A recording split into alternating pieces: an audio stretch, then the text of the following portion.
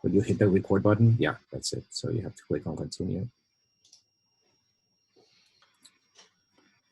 All right, so there will be we have the talk will be around 45 minutes, let's say, more or less, or half an hour. And after that, we'll have some time for questions and for discussion of the topic at hand. Okay, so as for introduction, so this is one of the talks that was originally proposed, and then COVID hit us. So Alberto has been kind enough to deliver it at a later date in this format, and I think also this has the benefit that it has given us the opportunity to attract a few more people from outside the group. So it's a good side of this thing, of things. So as I say, Alberto Domínguez is a next door colleague at the Departamento de Estructura de Materia, Física Térmica y Electrónica en la Facultad de Ciencias Físicas in Universidad Complutense. And he's part of this long-standing high energy physics group there, as right now as a Ramón y Cajal Fellow. He has been in that group for a few years now, but he originally started his career in gamma ray astronomy and galaxy evolution, advised by Paco Prada and Manuel Lozano from the IAA and the Universidad de Sevilla, respectively, spending also a couple of years at the University of California, Santa Cruz. He then moved to Riverside to pursue other interests more closely related to observational optical astronomy, and returned to high energy gamma rays in a second postdoc at Clemson University in South Carolina, where he engaged closely with the Fermi collaboration, which I think is one of the main topics today. He then was hired by the Complutense, as I said, his current group, and has been involved since with MAGIC and CTA. And during all this time, he has been responsible for many highly cited papers in gamma ray astronomy, including leading a paper for Science and papers in the fields with hundreds of citations as a lead author on some of the topics that we will discuss today, which relate, as the topic says, as the title says, galaxy evolution and cosmology, to observations with background light and from the gamma rays in the universe. So Alberto, we're very happy to have you here, and it's a pleasure to meet you, and we look forward to this talk. Thanks. All right, thank you, Nacho. I appreciate very much your invite to give this seminar today. I will be presenting the results from different papers that I've been working on in the past few years. They all are about trying to measure this diffuse radiation background that is known as the extragalactic background light, or EBL in short, and that contains fundamental information about galaxy evolution and also cosmology. Today, I will focus on a technique that uses gamma rays to try to extract this galaxy evolution and cosmology information from the EBL. After the talk, I hope I have convinced you that there is a beautiful connection between high energy astrophysics and more, let's say, classical astronomy. So the problem of measuring how bright is the universe dates back to thousands of years ago by the Greeks. But it was written in a more modern form by the German astronomer Heinrich Olver, and it is known as Olver Paradox. And essentially it says that in an infinitely old universe that is also infinite in space, and that contains an infinite distribution of stars, the night sky should be bright in opposition to what we observe. This simple animation that I just took from the Wikipedia illustrates the effect. So given enough time, you expect to find a source of light from any direction of the sky. So of course, the solution to this apparent paradox is given by the current most popular cosmological framework. This is lambda CDM, and I will quickly summarize it very schematically here. So there was this event known as the Big Bang that happened more than 13.5 gigayears ago. It was followed by a very fast exponential expansion of space in this period known as inflation. And then it was followed by this epoch known as recombination, where radiation and matter decoupled. So essentially, the universe became transparent to the propagation of photons. And in this epoch that happened about 300,000 years after the Big Bang, it was when the cosmic microwave background was produced all at once. So about a few hundred mega years after the Big Bang, we have already observed galaxies. So we know star formation began pretty early in the stages of the universe. Of course, galaxy evolution is happening till today, and it is going along the expansion of the universe that we think today that it is accelerating. We also know that or think that the universe is dominated by this mysterious cold dark matter. So this is very schematically, but coming back to galaxy evolution, we see that galaxies during their evolution, one of the consequences is the emission of radiation, essentially over the whole electromagnetic spectrum. So this radiation eventually escaped the galaxy and is accumulated in the intergalactic space, building up different diffuse backgrounds. So this is the spectral energy distribution of the cosmic diffuse extragalactic backgrounds. This is in the y-axis spectral intensity versus wavelength. As you see, this covers essentially the whole electromagnetic spectrum. We have here the gamma-ray background, the X-ray background, UV background, optical, infrared, the black body shape of the CMB, and we also have this radio component. In each of the energy ranges, there are different physical processes that are involved in the emission of radiation. Today, we will focus on this region in the optical and infrared. This is the so-called extragalactic background light. And I want you to note that in this representation, essentially the area inside the curves is a representation of the energy. So you see from here that energetically speaking, the EVL is the second most important background after the CMB. So it is also characteristic, this double peak shape of the EVL, where this optical peak is produced directly by stellar emission in galaxies. Whereas the infrared peak is produced by the absorption and re-emission towards lower energies of the stellar light by dust particles. So how do we measure this EVL? Actually, it is a really challenging task because think that we want to measure this isotropic faint background that is essentially washed out in all the foregrounds, because everything around us is emitting at the energies that we are interested in measuring. So the most important or the strongest foreground is zodiacal light. Zodiacal light is is produced by the re-emission of interplanetary dust in the solar system of the sunlight. Okay, it is really bright. You can even see it with the naked eye under the right conditions. We also have the foregrounds produced by the brightness of the interstellar medium and also the stars of our own galaxies.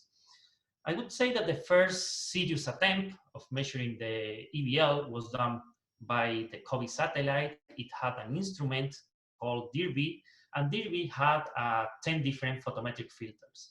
So this instrument scanned the whole sky in these 10 photometric bands, making all sky maps. I'm showing you 3 examples here in 3 different near infrared bands. And what you see, this is galactic coordinates. So what you are seeing here crossing the sky is our galaxy. So more quantitatively speaking, let me show you this table as example. So the DIRBY measured in this 2.2 microns, a total isotropic flux of this amount. And you see that zodiacal light is a really important contributor to the total light. Then you also have some contamination for us from the interstellar medium and from the stars in our galaxy. So after subtracting all these components, you end up with the ABL. You can tell from here that the ABL is indeed an order of magnitude lower than the foregrounds, and it is of course subject to very large and difficult to study systematic uncertainties. So even in this difficult technical situation, we have more or less robust measurement of the ABL using this direct detection technique. This is a spectral energy distribution of the ABL. This is spectral intensity versus wavelength. You can see here the optical peak. You see the peak from dust here. And there is also an unknown, and still we need to do more work on that, contribution from AGN galaxies, although some estimates calculate that there is an approximately 10% contribution from AGN to the background. But of course, this depends on the redshift that we are looking for. So what I want you to note from this plot essentially is that there is a very big dispersion of the direct detection data. Not so much in the far infrared, but quite large in the optical peak. So what we have is a cloud of data essentially. They diverge by an order of magnitude, some of them. So there is a second technique, and this is an alternative technique to measure the ABL, and what we do is using data from very deep galaxy surveys. So essentially you take images from some part of the sky and you build galaxy number counts. The way you do this is technically, or at least it is easy to see. Essentially what you do is to count galaxies in the field and distribute them according to their brightness, okay? So you build this type of plot. These are different lines are coming from different photometric filters, okay? So focusing in one line, in one filter, you see that they tend to produce a plateau for the faintest magnitude. So when this plateau is happening, you can then integrate the area inside this curve, and what you get is the brightness of the sky at that wavelength from the population of galaxies that you are detecting in your survey. So this technique is pretty robust. However, it has some also important uncertainties, like first, you typically do this in very small fields of the universe. So cosmic variance can be a problem. Cosmic variance is that the universe can look different locally in some places of the sky. You also can miss important population of faint galaxies that don't make it in your survey, either because the population is very faint intrinsically or because they are too far away. So I'm adding data from this galaxy number count technique in this previous plot, and these are all the compilation of galaxy count data shown with field symbols. Okay, what you will note here is that they are compatible with the lower bound of the direct detection data.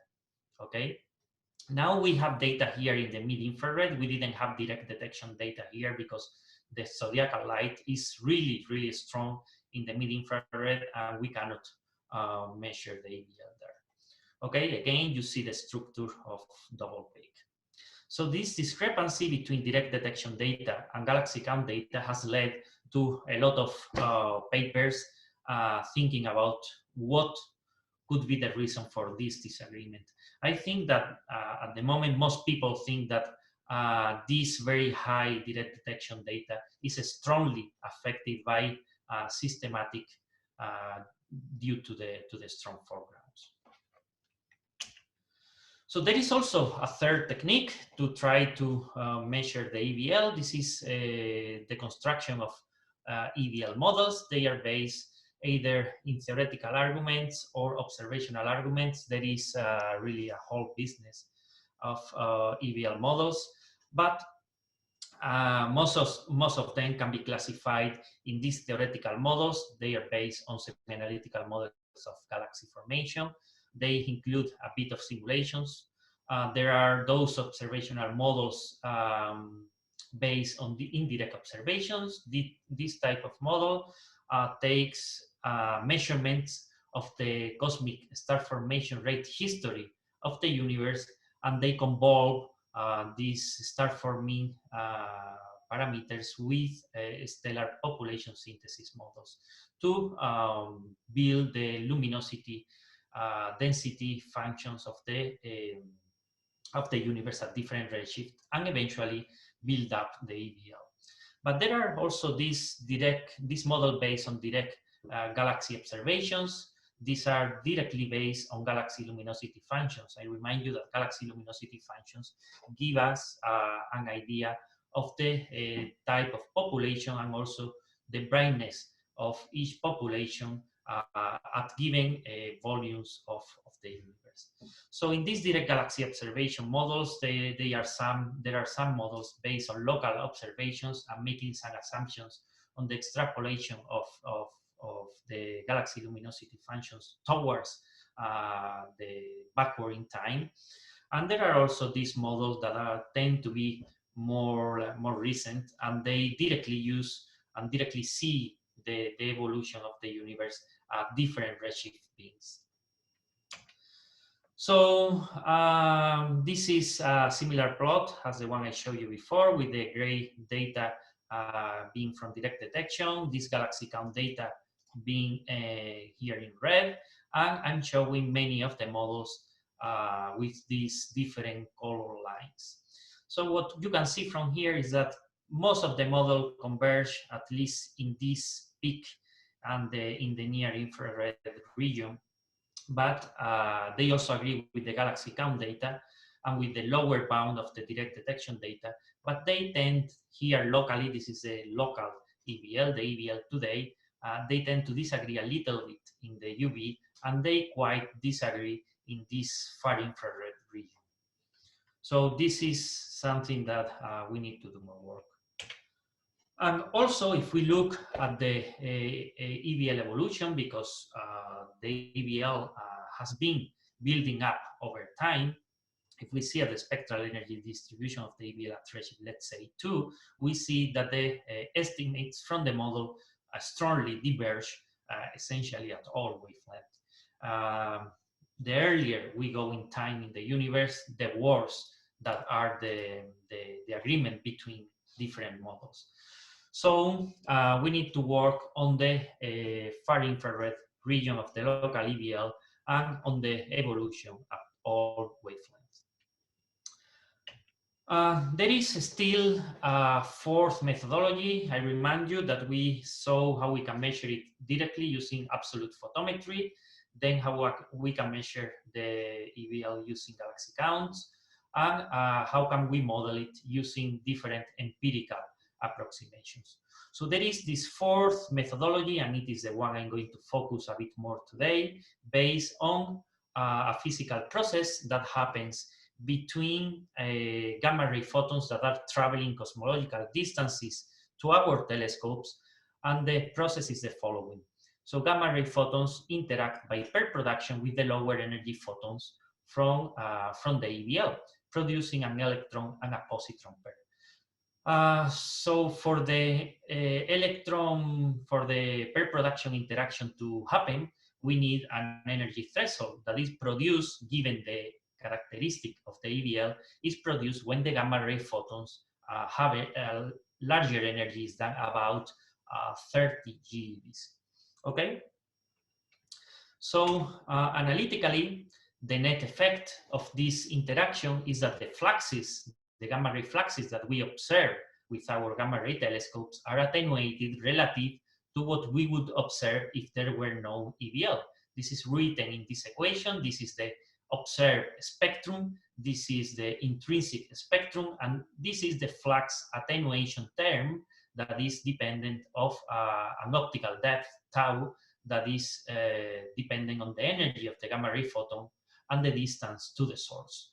More explicitly, this tau, as any optical depth, is given by the multiplication of a distance, a cross-section, and the density of the medium. In our particular case, the distance comes in this cosmological term. The cross-section is given by this term. The cross-section of the per-production interaction is very well known by quantum physics. This mu is the angle of the interaction between the two photons. And we have here a term that is that gives us the density of the medium. In this case, is the EBL photon density evolution. And this is important. We need to consider not only the local spectral energy distribution, but how it evolves over redshift till the redshift of the source that we are considering. Also, this EBL photon density evolution can be written in this way, where J is the luminosity density of the universe at different redshifts. I'm gonna come back to this equation later, more closer to the end of the talk. So you have an idea of how tau typically looks, is shown here. This is the optical depth versus energy. Look, this is 100 GeVs, this is 1 TeV, and this is 10 TeVs, okay? And tau is an increasing function with the energy and with the redshift. So this is calculated from some Edl models, and you see this is for redshift 0.1, and this is the curve for redshift 1. This is just the exponential to the minus tau, so this flux attenuation term, okay? So now let me tell you a bit how we measure these gamma rays from Earth. We have a satellite that is Fermi. It is an all-sky survey. It has a very large field of view.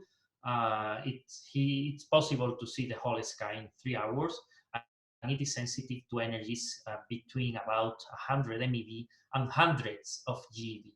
The maximum sensitivity is about 1 GeV. So Fermi actually give us an image of the sky on how it looks at about 1 GeV. I'm going to tell you a bit more about Fermi later, and let me tell you about these Imaging Atmospheric Cherenkov Telescopes that allow us to detect gamma rays from the ground. They are characterized by small field of view, and they are very high, they have very high sensitivity, and they are sensitive to photons in a slightly larger energy range than Fermi. They detect photons at energies about 100 GeV. They can go a bit lower, but the peak of sensitivity is at larger than the 100 GeVs, up to the tens of TeVs. The telescopes, the IACTs that are producing the most results are at the moment 3. This is Veritas in Arizona, HES in Namibia, in the southern hemisphere, and we also, and you are probably aware of it, we have MAGIC in La Palma. So now it is under construction, CTA North. We already have the first telescope built, the LST, large size telescope, and this is an artistic recreation of how CTA North is expected to happen. There is also planned the construction of another CTA observatory in the south to have access to the southern sky. Let me very quickly tell you how we can measure gamma rays with these IACTs from the ground. Since gamma rays are absorbed by the atmosphere, they don't penetrate. So essentially we take advantage of an effect that is known as Cherenkov effect, and it is produced when a charged particle goes through a medium at a speed larger than the light in that medium. Okay, so what happens is that the gamma rays coming from the astrophysical sources hit the particles in the atmosphere and produce a cascade of particles that at the same time produce this Cherenkov light through the atmosphere. So the Cherenkov cascades have different properties if they are produced or originated by cosmic rays or gamma rays. And this allows us to image the cascades with our telescopes from the ground and characterize the properties of the initial particle or photon that produced the cascade. So it is better to see the same shower from different points of view using stereoscopy, and this allows us to increase the sensitivity of the system and also to reconstruct more precisely the energy and the properties, the main properties of the particle that produced the shower. So that's why we want to build different telescopes. This is an artistic impression of how CTA South will look like. And this is a real picture of how the LST, this large size telescope, the first telescope of the CTA array, it has a diameter of 23 meters. It is really huge, amazing. You can see here the counting house from where the observations are taken for MAGIC and the LST. So let me tell you now a bit more about Fermi. Fermi is this NASA's satellite that has two different instruments. The main instrument is called Large Area Telescope. Fermi was launched in June of 2008, so it's been taking data for more than 12 years. Even though it is called a telescope, I would say that the LAT, the Large Area Telescope, is more similar to a particle detector. It has a tracking system that converts an incident gamma ray to an electron-positron pair and reconstructs the gamma ray direction from the tracks of the pair. It has a calorimeter that measures the photon energy and an anti-coincidence detector that limits the cosmic ray background. Okay, it has the instrument has a wide field of view and a large effective area. So Fermi really has revolutionized our view of the high energy sky. Let me show you the gamma ray sky that we knew in the year 2000 thanks to Egret. It was the pioneer satellite to measure, to give a really, to open a new window to the high energy sky. So it was really a pioneer.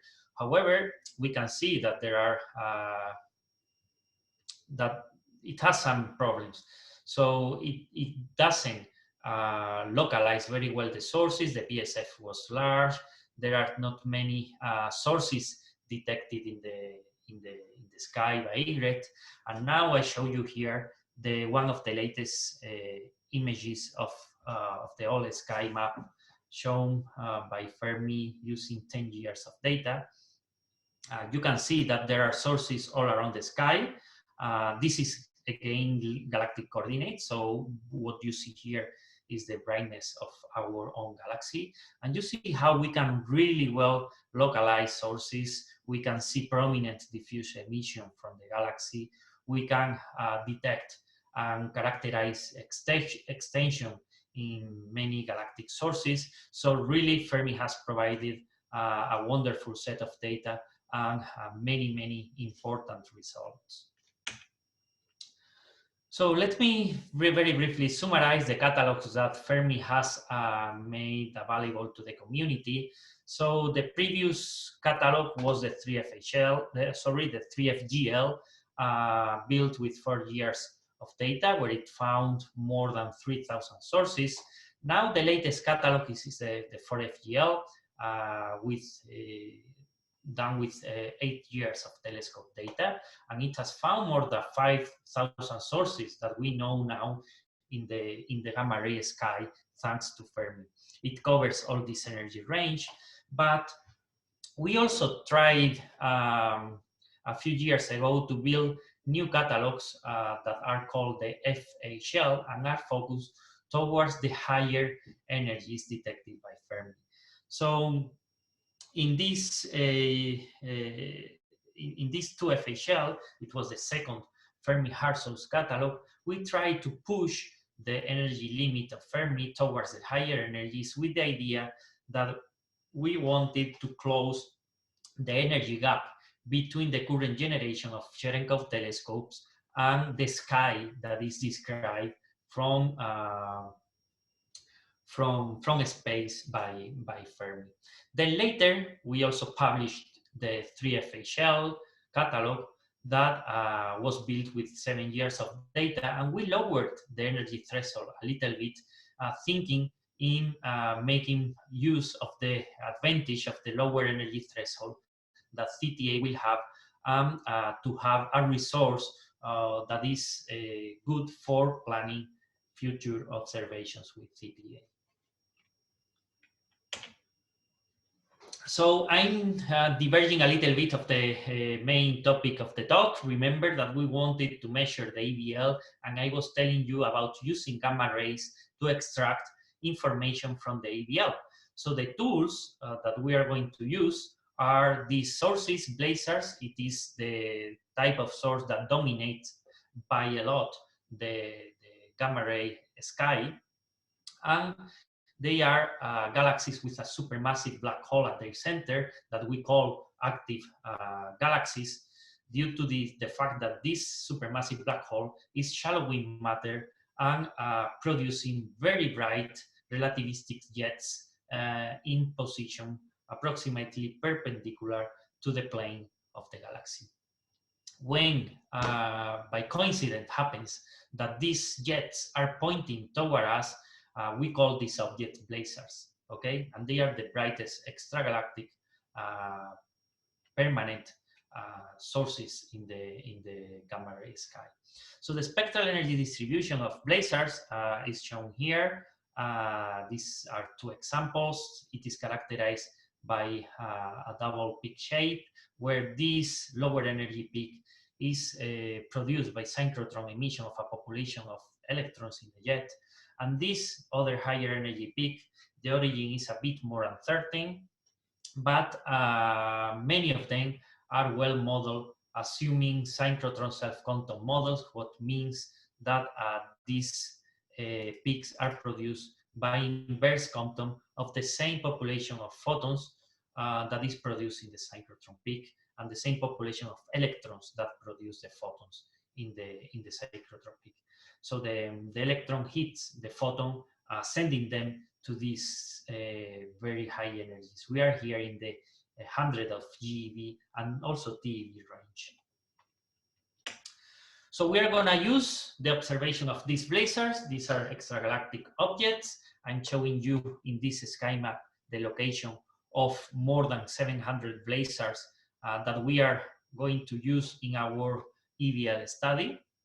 So we are using 9 years of lab data, and now I'm going to show you this technique that we use in the science paper that we published in 2018. It was actually pioneered in another science paper in the year 2012. This is the sample that we are using. So we go from redshifts very low, from the local universe essentially, till redshifts of 3. And we also add a GRB, a gamma ray burst, to our sample. This gamma ray burst was a very bright event that happened at redshift 4.3. Note that we are talking here about when the universe was less than 2 billion years old.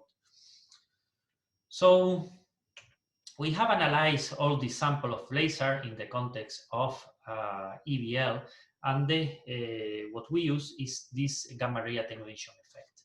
So we take advantage of the fact that Fermi has a broad energy range coverage. So the lower energies that Fermi detects are not affected by EVL attenuation, because there is essentially not the energy enough to make the per production interaction, okay? So I'm showing you here one example of the Fermi spectra of one of these blazars, okay? So you see these lower energies are not affected by EVL attenuation, but these higher energies are indeed affected. So using some statistical assumptions, empirical templates, and also calibrating this using simulations, we can extrapolate from the lower energies not affected by EVL using some analytical functions towards the higher energies. Okay, so what this difference is produced by the EVL attenuation. So knowing this difference, we can extract information from the EVL. Okay, I'm not gonna go into the technical details here because I would rather focus on the results. So in 2012, in the first paper using this technique, we had way less data. We had a lot of less sources, but still we could claim the detection of the EVL in 3 broad redshift ranges. I'm showing you the redshift ranges that we used in 2012, but note that this, for instance, this redshift being covers an edge of the universe that is really large. Okay, this is the y-axis shows the flux attenuation, the exponential of minus tau. Okay, so now we have way more data. We have many more blazars detected. We go much deeper, and we can go from the detection of the EVL to now claim a characterization. We have divided the sample in 12 redshift beams that we can cover a very nice energy range of the optical depth. So essentially, these data are our results. Okay, we have found the optical depth due to EVL by measuring the attenuation produced by the EVL in the blazars detected in gamma rays with Fermi-LAT. Okay. So as you can think, and these plots show it, if we plot energy versus redshift, there are a region of the universe where you expect to detect high energy photons. All these data points are the highest energy photon detected from each blazar in our sample. Okay, so you can see here in this plot that this is, let's say, a transparent region of the universe to gamma rays, and this is an opaque region of the universe for due to EVL attenuation. For instance, you don't expect 1 TeV photons coming from redshift of 3 because they are strongly affected by EVL attenuation. So such a plot divides the universe in what we call the cosmic gamma ray horizon. So we have made the very first measurement of the cosmic gamma ray horizon up to redshift of 3. So this data is derived from this plot. Essentially, what you do is to try to measure the energy at which the optical depth become the unity as a function of redshift. Okay, that tells you the location of this gamma ray horizon. Okay, that I'm showing you here, and I'm comparing here with the cosmic gamma ray horizon derived from different EVL models. So as we see, the models somehow estimated pretty well the optical depth that we are measuring now with using a completely independent and alternative methodology. So this is now a very original part of the science paper, and I think this is really great results because we are here combining the results that we got from gamma ray attenuation with results that are related to galaxy evolution, and were first constrained to only, let's say, optical or infrared astronomy. So you may remember when I showed you the optical depth equation that there was a term giving the EVL photon density evolution, and I told you that it was dependent on the galaxy luminosity density J. Okay, this is dependent on wavelength. Essentially, this is energy, but you can change, and redshift. Okay, so you can build a likelihood methodology where from the known optical depth from the gamma ray observations, you know the distances to the source, you know very well the sigma, how the pair production interact, the cross section of the interaction, and you can adjust a likelihood that finds the best J that is compatible to the optical depth that you measure from gamma rays, okay? So this is what we did. The only approximation in this methodology is this one, where we assume that the luminosity densities are given as the evolution of some log normal distributions that can evolve independently. We tested this approximation against simulation, and we found that the systematic uncertainties that this introduced to the results from these assumptions are negligible, essentially. Okay, so these are the results that we have. So we have here the galaxy luminosity density, that is a fundamental quantity in optical astronomy, where you see how this luminosity density evolves over redshift, and we are able to measure it up to redshift of around 5. Okay, so this is the UV light, this is the optical light, and this is the near infrared light, and we are comparing here with data that is coming from galaxy surveys, so totally independent to gamma ray observations, and we see that the agreement is very well, and they nicely fit. This darker color is 1 sigma, and this lighter color are 2 sigma uncertainties. So once we know how bright is the universe given by these luminosity densities, we can integrate in redshift and derive the spectral energy distribution of the ABL.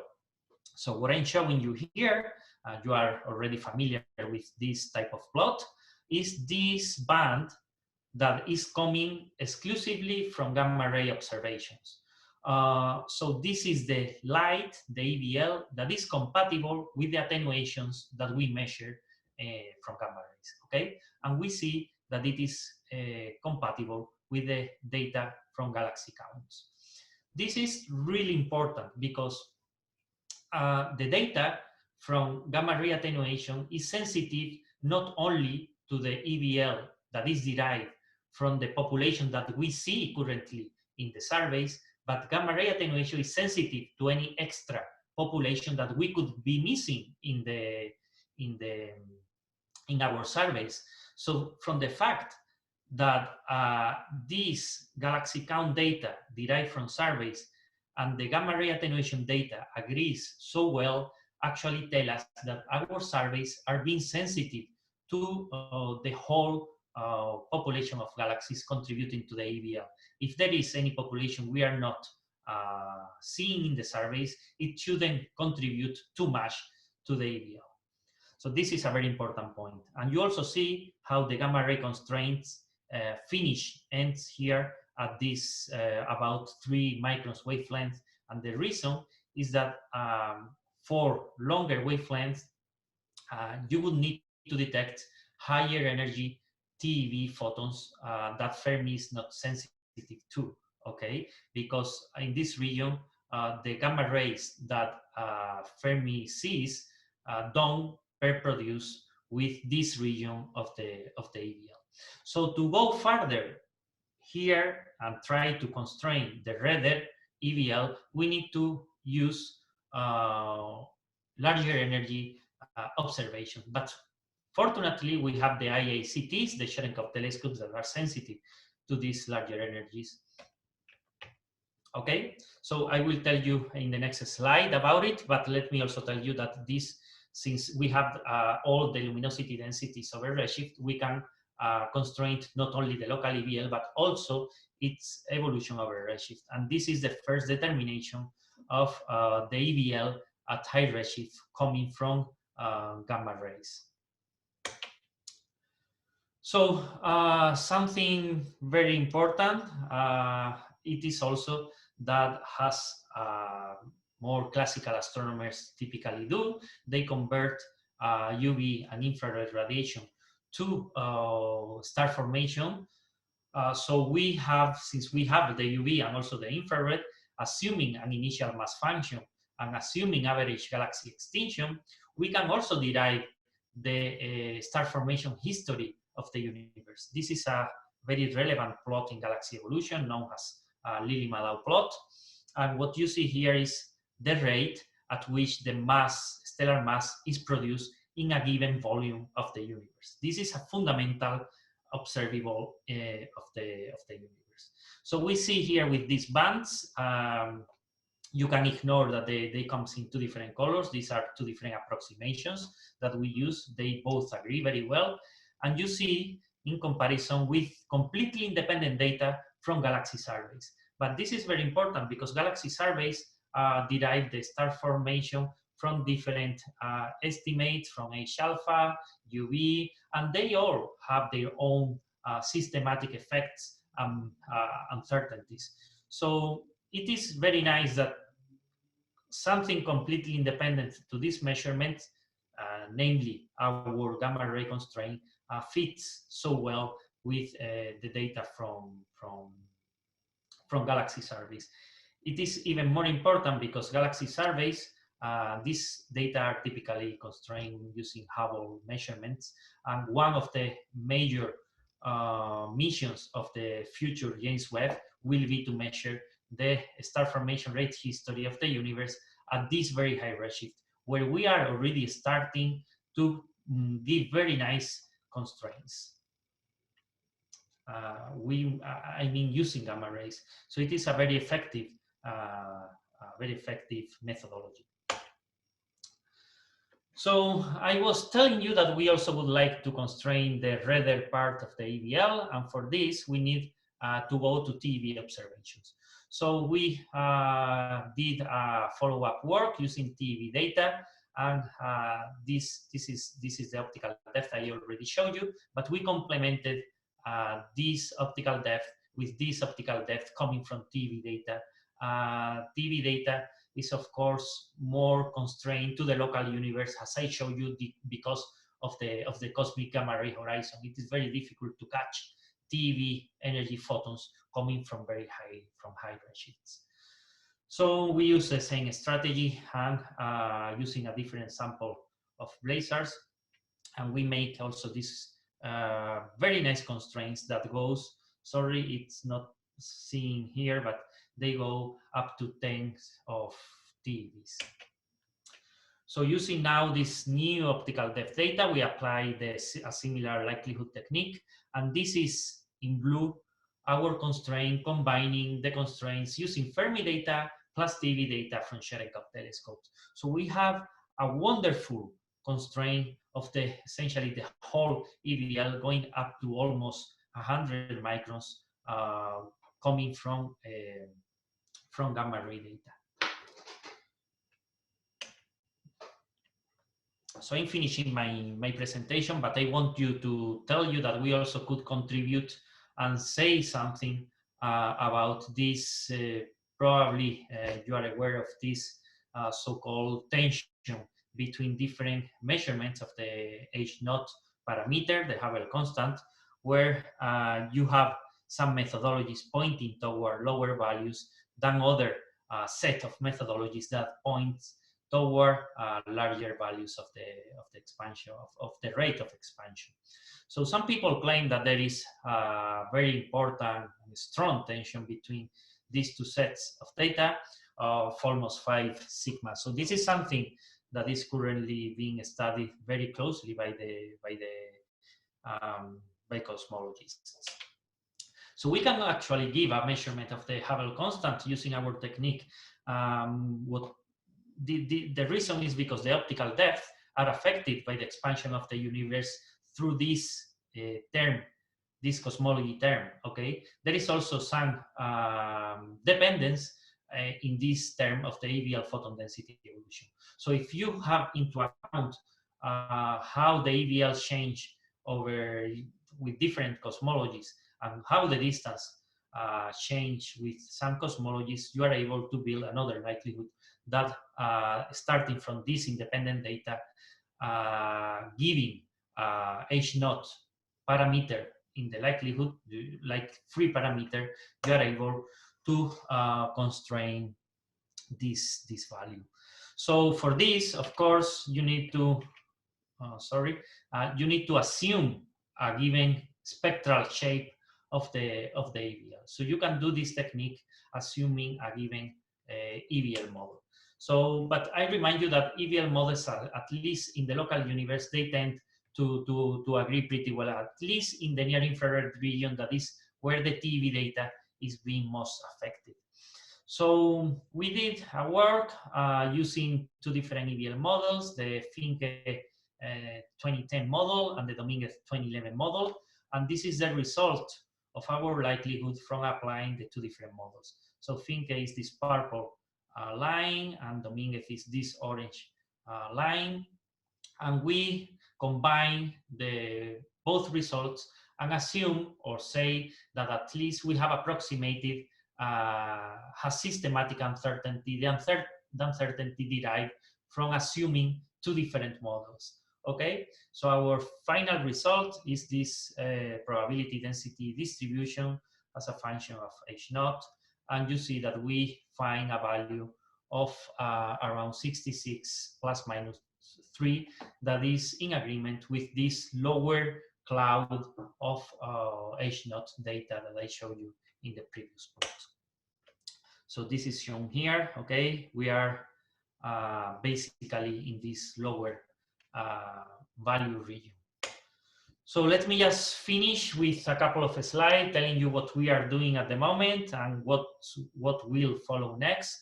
So Alberto Saldaña, that was working with me, and Pablo Perez Gonzalez, he did his master thesis with me, and now we are about to send this paper. It will be in the archive no later than next week. Thinking in the discrepancies between different EVL models, we decided that we could do a good job in deriving the far infrared properties and also the evolution of the EVL in a very robust way.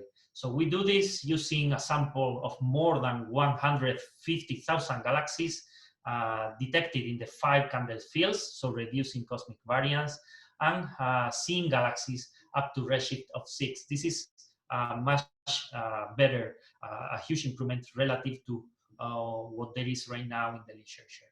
So I'm showing you the spectral energy distribution of the EVL according to the model that Alberto has built. And you can see that the far infrared is, for instance, lying between the high intensity models and the low intensity models. This also has allowed us to have a very good estimate of the uncertainties in some of the ingredients of the estimates, and have a robust evolution up to redshift of 6, which allow us, and this will be done in a follow-up paper that will be out early next year, where we are seeing how the cosmic gamma ray horizon evolves up to redshift of 6. I'm showing you the extrapolation from some models in the literature up to redshift of 6, but for the other models, all this is coming essentially from extrapolations. Okay. So this is everything. We also want to use this new model to derive the Hubble parameter and have an account from the uncertainties in the best way possible. So this is I know I have told you about many things, but my take-home messages would be that we have done a very significant detection and characterization of the EVL attenuation up to redshift of 3. We have done the most complete derivation so far of the local EVL and its evolution over redshift from Fermi-LAT and Cherenkov laser data. We have derived cosmic star formation rate densities up to redshift of 5 and bias from different galaxy surveys incompleteness. And this will be very nice to compare with the next data from James Webb. And we have done a cosmological measurement of H0. In the paper, we also treat and are able to measure omega matter. You can go to the paper if you are interested in more details from our independent technique.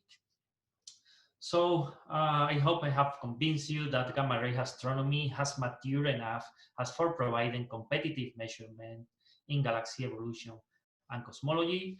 If you're interested, stay tuned because there are more and better results coming up soon.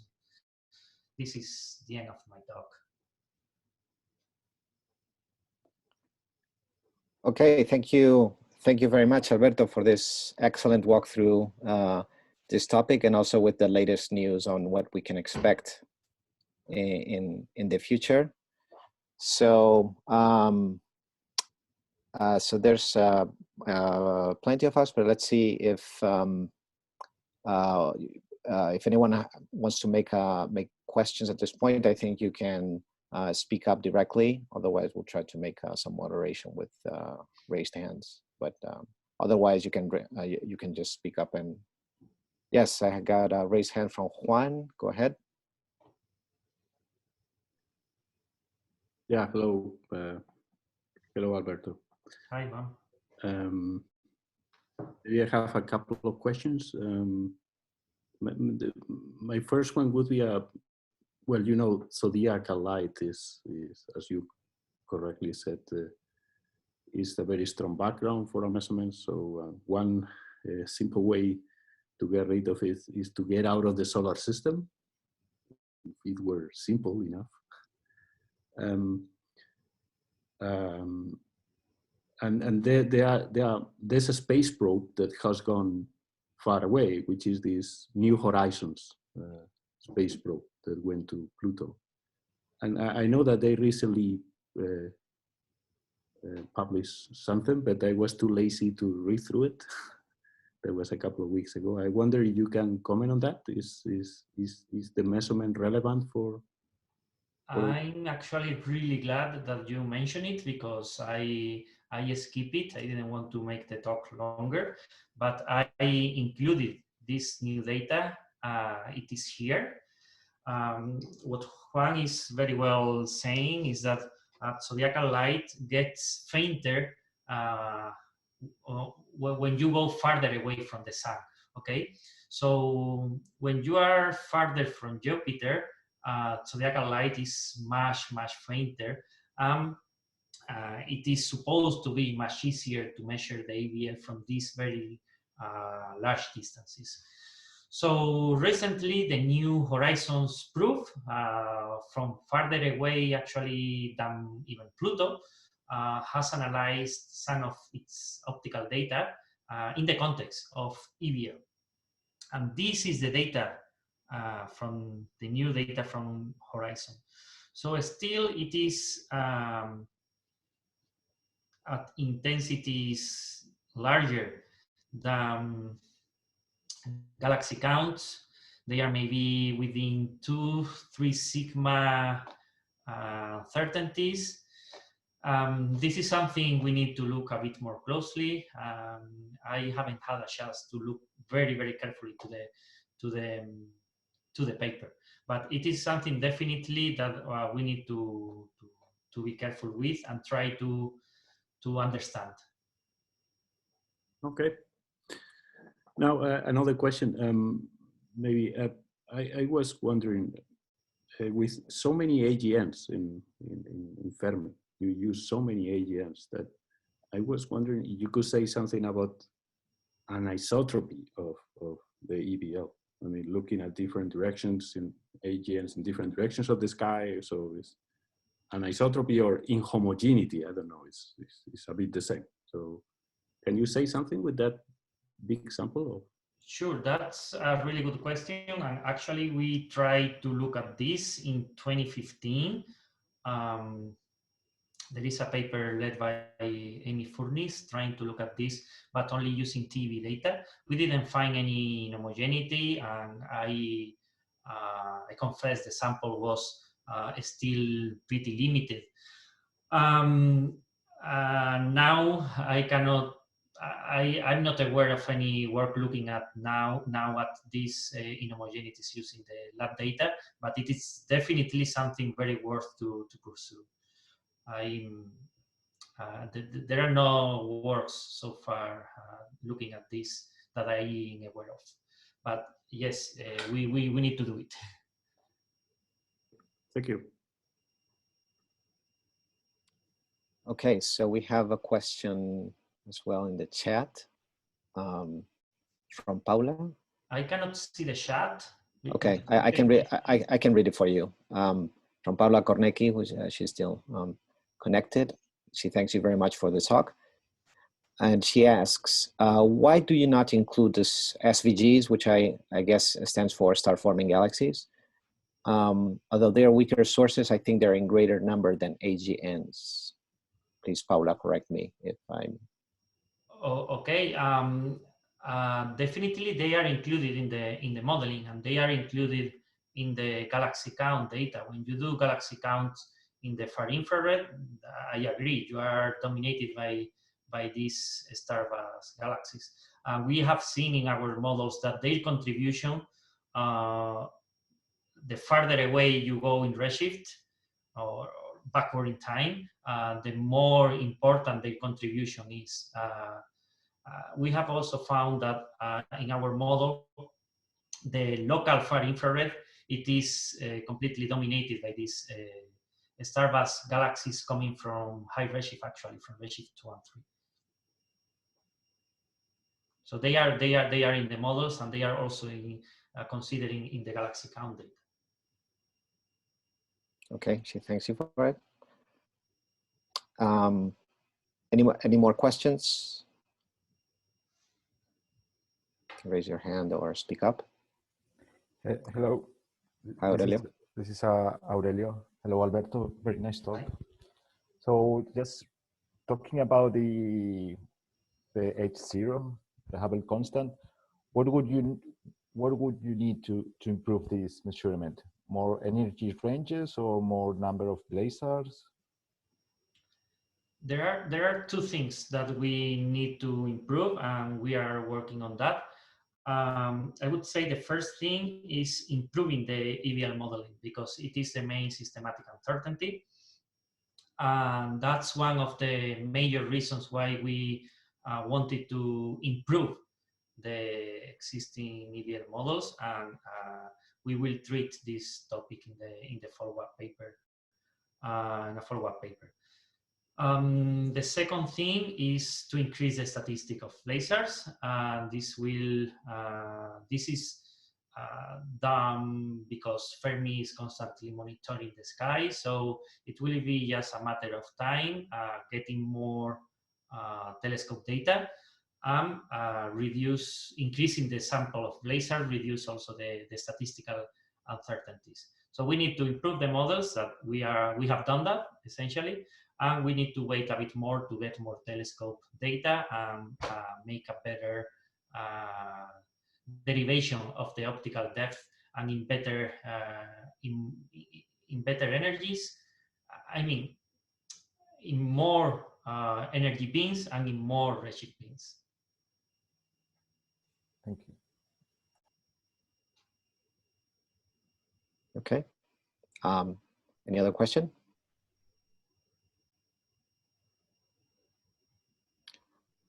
I have one myself in the meantime, now that you have the extra EBL light compilation here. I was wondering whether there's in the horizon new measurements, direct measurements that you can add to this plot from, new observatories that are going to look at the microwave, going to survey the microwave, sorry, the infrared range, that might, make a new measurement in the area of those gray points to see what they land.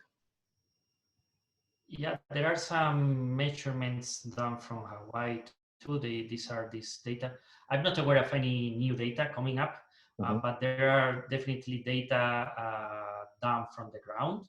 But for instance, all this data is done from the ground, but they have all the problems of you need to subtract and control really well everything around you, because essentially these are the wavelength, the energies at which everything around us is emitting. So you need to control the brightness of the atmosphere. These are very, very tough measurements. To do it using absolute photometry is a very difficult business. I think the best option is going farther away from Jupiter and measure it from there. Okay. From here, it's yeah, I was thinking, yeah, whether W first, for instance, or I don't know, whether, yeah, okay, if it has capabilities of doing any absolute photometry in that sense. Or... I don't think so. They will contribute to galaxy counts. Some of this data is done by Spitzer.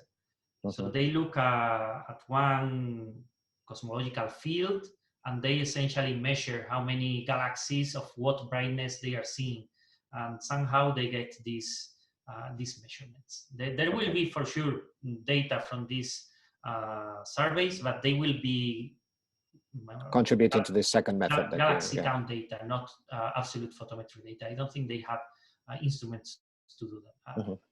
Maybe that's my guess. Okay, so there's still opportunity for one last question.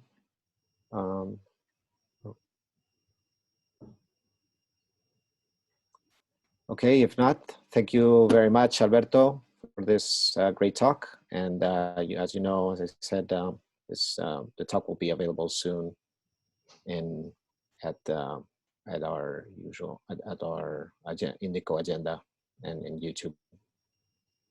Thank you. Okay. And thanks everybody for attending. Okay, see you soon. See you.